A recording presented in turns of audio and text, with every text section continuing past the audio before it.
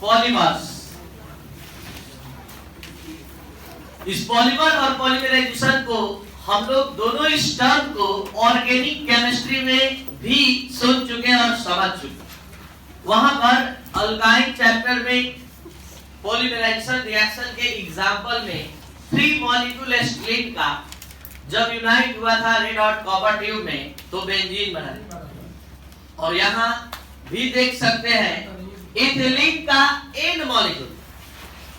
ध्यान दीजिए, बस 10 मिनट में लिखा हुआ हर एक बात आपके माइंड में बहुत सारे दिनों तक प्रेजेंट रहेगा। घर पर पढ़ लेंगे तो हमेशा के लिए, और विश्वास तब होगा जब घर पर जाकर बिना कॉपी खोले आप केवल आंख बंद करके इस क्लास के बारे में आप सोचिएगा कि क्या समझाया गया, कैसे समझाया गया।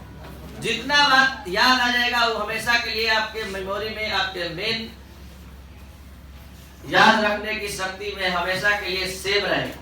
और प्रयास हमारा रहेगा कि आप फुल सेटिस्फाइड होकर आप आज निकलेंगे क्लास से और हर बात आपको समझ में आएगा। बस ध्यान आपका यहाँ रहे, बोर्ड पर हर चीज दिखाते हुए समझाया जाएगा, तो देखते हुए सुनेंगे तभी याद रहेगा।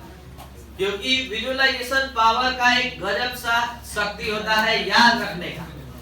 कोई भी चीज विजुअलाइज करके आप पढ़ेंगे, देख के पढ़ेंगे तो काफी दिनों तक याद रहता है। तो यहाँ पर पॉलीमर का डिफिनेशन सुनने से पहले फिर से इस इथिलीन मॉलिक्यूल को देखा जाए, जिसमें एक सिग्मा बॉन्ड है और एक पाई बॉन्ड है। ये पाई बॉन्ड जो ही टूटेगा, जैसा कि आप सभी स्टूडेंट जानते हैं, पाई बॉन्ड एक वीक बॉन्ड है। पाई बॉन्ड हमेशा 2 एटॉमिक ऑर्बिटल के लैटरल ओवरलैपिंग से बनता है, और लैटरल ओवरलैपिंग के चलते सिग्मा बॉन्ड और पाई बॉन्ड में से पाई बॉन्ड वीक हो जाता है, और जो लीनियर ओवरलैपिंग से जो सिग्मा बॉन्ड बनता है हमेशा एक स्ट्रॉन्ग बॉन्ड होता है। तो एक बहुत ही इंपॉर्टेंट क्वेश्चन है, sigma bond is a strong bond and pi bond is a weak bond, why?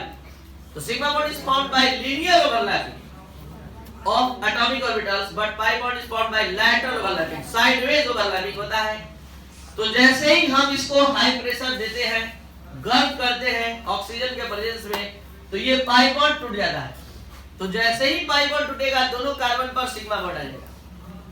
जैसे ही इसका पाई बॉन्ड खुलेगा, सिग्मा बॉन्ड इधर भी CH2 पर, इधर भी। सोचिए कि 10 मॉलिक्यूल अगर 10 मॉलिक्यूल होता और हर 10 मॉलिक्यूल में 2-2 कार्बन एटम का के बीच का पाई बॉन्ड टूटता और इसी तरह से खुल जाता, तो आपको कैसा नजर आएगा? CH2 CH2 CH2 20 बार, क्योंकि एक मॉलिक्यूल में 2 CH2, तो 10 मॉलिक्यूल में 20, तो 20 बार इसी तरह से CH2 CH2 CH2 एक चेन में दिखाई देगा। अगर ऐसा n मॉलिक्यूल है तो n × 2 यानी इतने बार CH2 CH2 दिखाई देगा। तो ये पूरा पाई बॉन्ड सभी मॉलिक्यूल का टूट जाता है और सभी मोनोमर, सभी छोटे छोटे मॉलिक्यूल आपस में जुड़ जाते हैं। तो बहुत ज्यादा मतलब लघु उद्योग में इथिलीन से पॉलीथीन बनाने का इजी वे में इथिलीन से पॉलीथीन का प्रोडक्शन हो रहा है। बस कुछ नहीं करना है, इथिलीन गैस हाई प्रेशर पर O2 गैस प्रवाहित करना है उसमें एक पाइप के माध्यम से, और तुरंत पॉलीथीन बनकर निकलना शुरू। तो यहाँ पॉलीथीन इसी तर्ज पर बनाया जाता है। तो आप पढ़ने जा रहे हैं आज जो चैप्टर, उसका नाम है पॉलीमर्स। पोली मतलब मेनी और मर्स मतलब यूनिट, यानी वो सभी केमिकल स्पेसीज, वो सभी कंपाउंड जो बहुत सारे छोटे छोटे यूनिट से मिलकर बना होता है या बनता है, कहलाता है पॉलीमर। पॉलीमर, जब भी पॉलीमर के बारे में सोचा जाता है तो कुछ इस नेचर में बहुत बड़े बड़े मॉलिक्यूल है जो डायरेक्ट बड़े बड़े बिग मॉलिक्यूल्स के रूप में ही पाए जाते हैं, जैसे क्लोरोफिल, जैसे हीमोग्लोबिन। तो क्लोरोफिल C55 मतलब H72O584N, ये जो फार्मूला है क्लोरोफिल का, इसको देखने से लगता है कि इसमें कोई मोनोमर्स का छोटा छोटा यूनिट मिलकर नहीं बनाया, ये direct single entity, single molecule के रूप में ये पाया जाता है। तो इससे आपके बिहार बोर्ड के 10+2 लेवल में एक क्वेश्चन भी आ गया है objective, which of the following metals is found in chlorophyll? तो वो ऑप्शन है मैग्नीशियम, सोडियम, जिंक, एल्युमिनियम। तो कौन सा मेटल पाया जाता है क्लोरोफिल में? तो वो है मैग्नीशियम। इस पूरे में मेटल केवल एक है, मैग्नीशियम।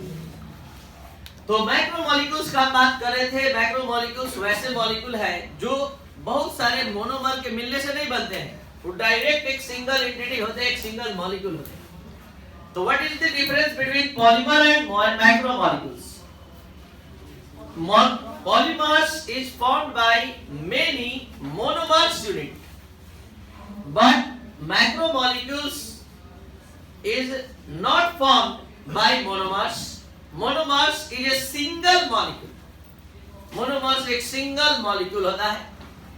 तो यहाँ एक स्टेटमेंट आता है उसी तरह से जैसे आप सभी स्टूडेंट मिनरल्स और ओर्स के बारे में रखे थे कि और मतलब sorry all ores are minerals but all minerals are not ores.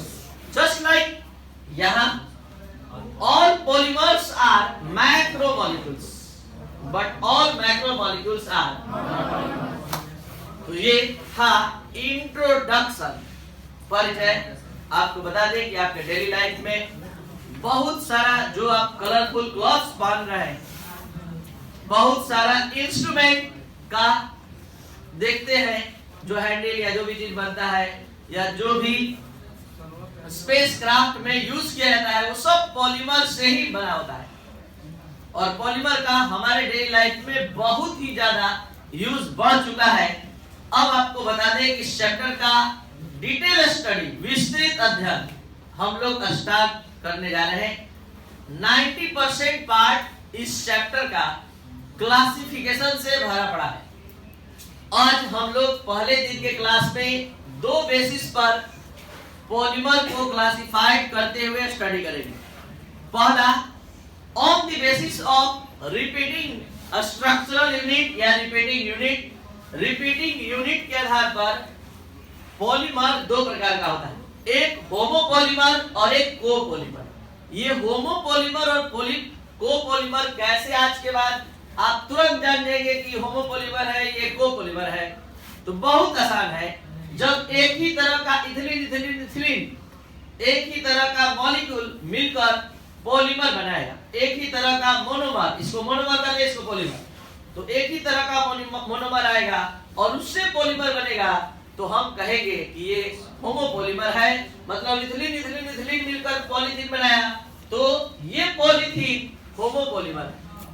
Polypropylene, propylene propylene propylene आपस में यूनाइट हो जाएगा तो पॉलीप्रोपिलीन बना, तो वो होमोपॉलीमर है। लेकिन अगर एक से अधिक मोनोमर आ गया, जैसे देखिए नायलॉन 6,6 बनता है हेक्सामेथिलीन डाइएमीन और साथ ही साथ एडिपिक एसिड से।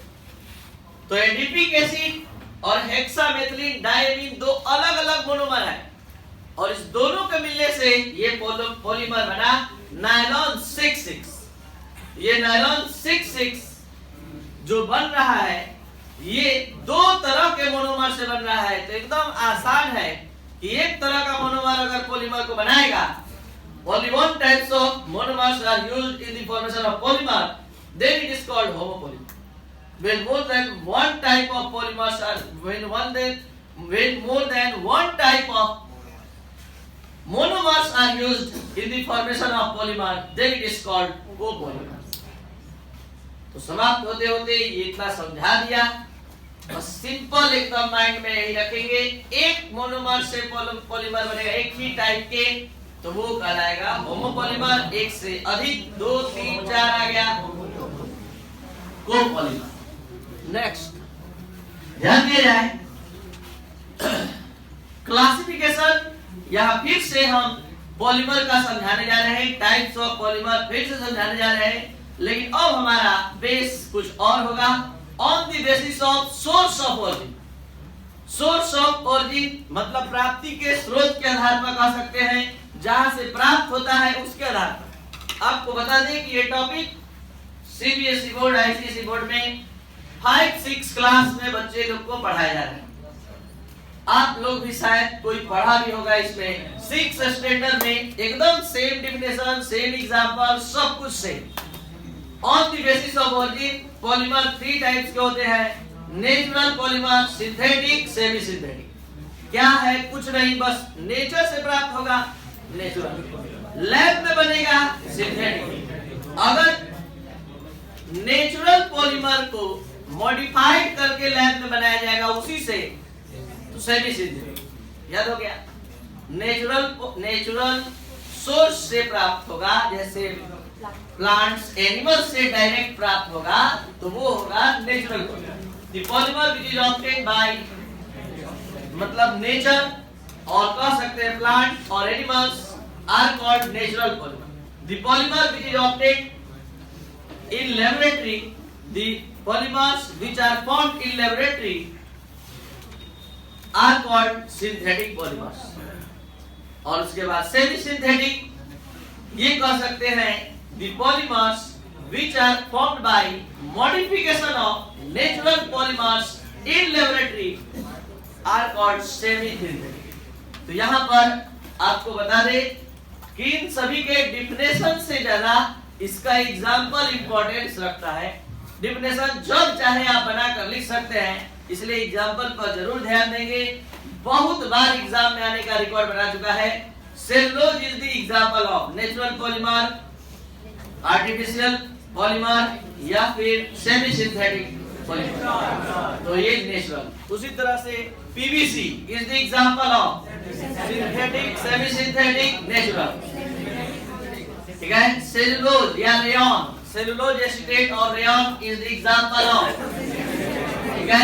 तो ये था आपका आज का क्लास पॉलीमर के लिए, जिसमें आप पढ़े व्हाट इज पॉलीमर, उसके बाद classification of polymer on the basis of repeating unit, और third point classification of polymer on the basis of